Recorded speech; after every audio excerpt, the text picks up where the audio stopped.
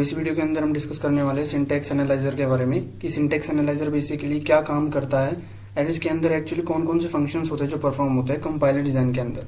ठीक है, तो सबसे पहले एक क्विक रिव्यू ले लेते हैं हम जो भी हमने अब तक पढ़ा है कंपाइलर डिजाइन के बारे में कि टोटल 6 फेजेस होते हैं कंपाइलर डिजाइन के: lexical analyser, syntax analyser, semantic, intermediate code generation, code optimiser and target code generation. ठीक है, तो आज हम सिंटैक्स एनालाइजर के बारे में जानेंगे। तो होता क्या है बेसिकली कि जो सोर्स प्रोग्राम है जो हम लेक्सिकल एनालाइजर को देते हैं, सभी को पता होगा लेक्सिकल एनालाइजर क्या करता है कि जो कि हमारे पास प्रोग्राम होता है, सोर्स प्रोग्राम होता है, उसको स्ट्रीम्स ऑफ टोकन्स के अंदर चेंज करता है, ब्रेक करता है टोकन्स के अंदर। बेसिकली टोकन्स क्या होता है कि एक मान के चलो आप सबसे स्मॉलेस्ट यूनिट होती है एक सोर्स प्रोग्राम की, जैसे कि ABCD आइडेंटिफायर्स, कीवर्ड्स होते हैं, इन सबको टोकन्स कहा जाता है। तो ये मान के चलो कि आप जैसे कि ह्यूमन बॉडी है, ठीक है, सबसे बेसिक फंक्शनल स्ट्रक्चर क्या है, सेल है। तो उसी तरह एक सोर्स प्रोग्राम है, उसका सबसे बेसिक स्ट्रक्चर क्या होता है, उसके टोकन्स होते हैं, लाइक आइडेंटिफाई कीवर्ड्स को टोकन्स बोलते हैं। तो लेक्सिकल एनालाइजर क्या करता है, टोकन्स के अंदर कन्वर्ट कर देता है सोर्स प्रोग्राम को। एंड सिंटैक्स एनालाइजर क्या करता है, basically syntax analyser symbol table की हेल्प से एंड अपने कमांड्स की हेल्प से एक पार्स ट्री जनरेट करता है। बेसिकली सिंटैक्स एनालाइजर को पार्सर भी बोला जाता है क्योंकि एक पार्स ट्री जनरेट करता है। एंड देन जो पार्स ट्री जनरेट होता है वो फर्दर जो फेजेस होते हैं जैसे कि सिमेंटिक एनालाइजर उसको दिया जाता है।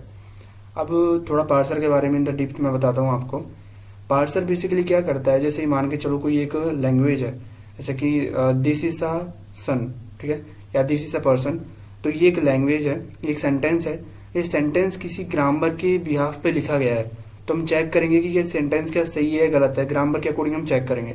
तो उसी तरह हम जब कोई प्रोग्राम लिखते हैं चाहे किसी भी लैंग्वेज में, C या C++, तो हम देखते हैं कि वो जो लिखा गया है, जो प्रोग्राम लिखा गया है, वो उसकी ग्रामर के अकॉर्डिंग ठीक है या नहीं है। तो syntax analyser just syntax check करता है कि जो लिखा गया प्रोग्राम है वो एक्चुअलिटी में उस प्रोग्रामिंग लैंग्वेज के ग्रामर के अकॉर्डिंग लिखा गया है नहीं लिखा गया है। तो जो सिंटैक्स एनालाइजर है, पार्सर है, अगर वो पार्स ट्री जनरेट कर रहा है, ठीक है, तो ये मान के चलो कि आप जो सोर्स प्रोग्राम है उसका सिंटैक्स बिल्कुल ठीक है। एंड अगर वो पार्स ट्री जनरेट नहीं कर पा रहा है ये वाला फेज, तो क्या करता है कि यूजर को एक एरर शो हो जाती है एंड यूजर उसको जब तक करेक्ट नहीं करेगा तब तक वो फर्दर मूव नहीं कर पाएगा। तो जैसे कि पार्सर पार्स ट्री बना देता है तो वो आगे फेजेस में जाता है, जैसे कि सिमेंटिक एनालाइजर में, एंड देन फिर वो प्रोग्राम करेक्ट होकर बाकी फेजेस के थ्रू जाता है। तो यहाँ पे एक डाउट आ सकता है कि सिंबल टेबल का क्या यूज है।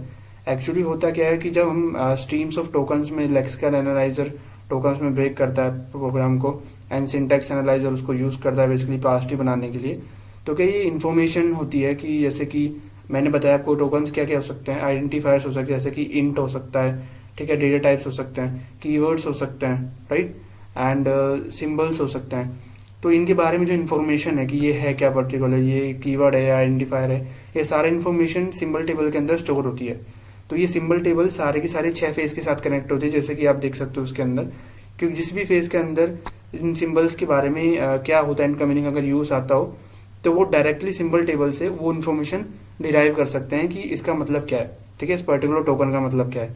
तो सिंबल टेबल और टोकन्स को यूज करके सिंटैक्स एनालाइजर क्या करता है, पार्स ट्री बनाता है एंड वो पार्स ट्री आगे जाके बाकी फेजेस के अंदर ट्रेवल करता है, जैसे कि सिमेंटिक एनालाइजर के अंदर जाता है।